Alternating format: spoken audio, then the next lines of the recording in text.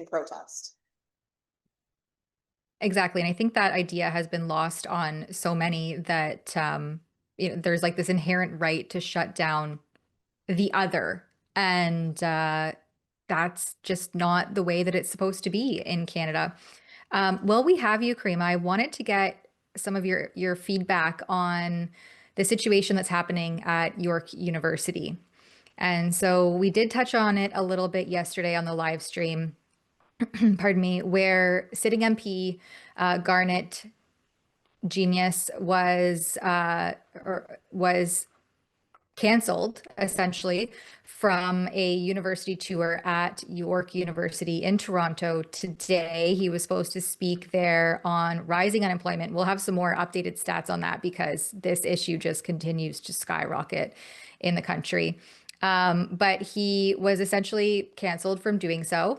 And so Rebel News has commissioned the truck, and I think the campaign is freespeechtruck.com, where they will go and highlight the issue of free speech on especially Canadian universities in 2025 and now in 2026, and how these institutions are supposed to be of debate and the university or the arena of ideas and enlightenment have just become glorified echo chambers, essentially, not hearing diverse perspectives.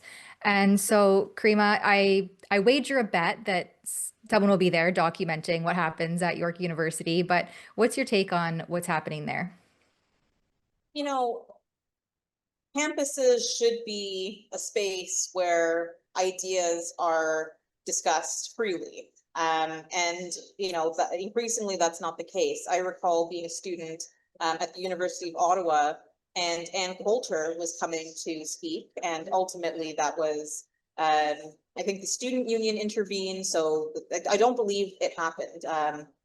But that's, and I don't know that I was particularly invested one way or another. But this kind of reminds me of that, except in comparison to Ann Coulter, I'm not aware of anything particularly controversial this MP has said or done. He seems kind of run of the mill, and sort of mild. And even if he was controversial, a university is precisely the space where that type of dialogue should be encouraged. Now, I've heard different things. I've heard that the proper booking process wasn't followed and it had nothing to do with his views. I've heard that it was specifically because of the it being a conservative event and the student union president intervening. So I don't have the facts on what actually has happened behind the scenes to lead to this decision. I know that the optics aren't great, and I think that even if it was a booking issue, that's something that should be rectified and dealt with. Students should be able to access these different viewpoints, and if they disagree, there are ways to express that don't involve shutting down an event altogether.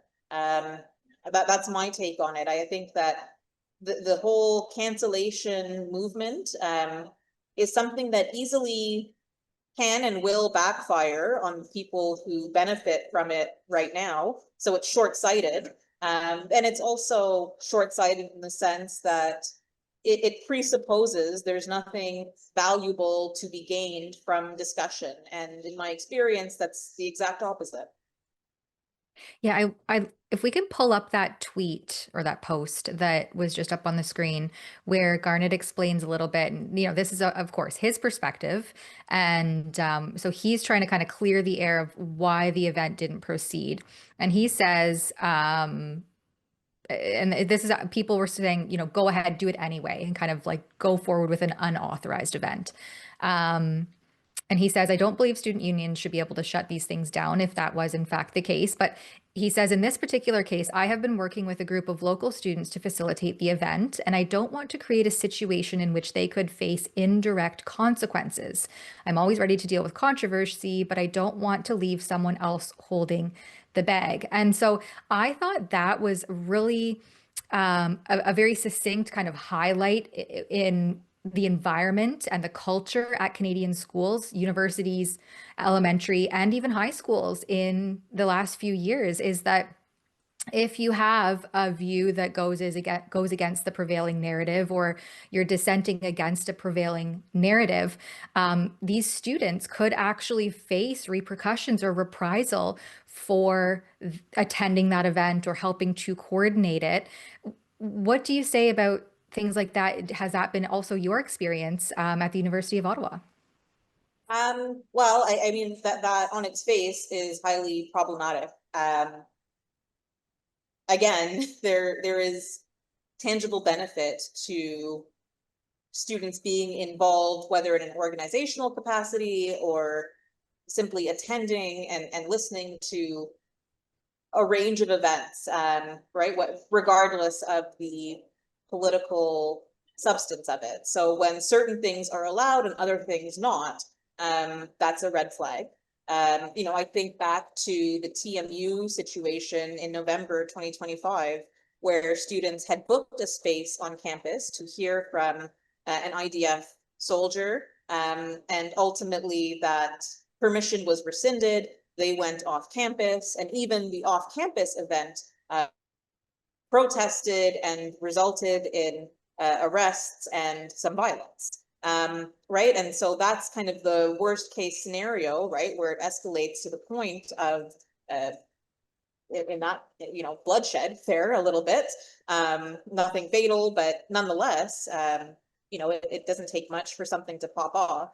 And as far as reprisals go, right, that could be in a social sense. I don't know if there is risk of academic reprisal from professors who have activist leanings. And, in the social sense, people have the right to associate or not with someone who they disagree with. But those consequences should not go into, it should not extend beyond kind of interpersonal reactions, right? It shouldn't limit access to resources. It shouldn't limit the ability to participate in the student body. So that was even at issue is cause for concern. Yeah, it does seem like it's an issue proliferating within academia, heavily in Ontario, but I would say arguably also kind of just across the nation.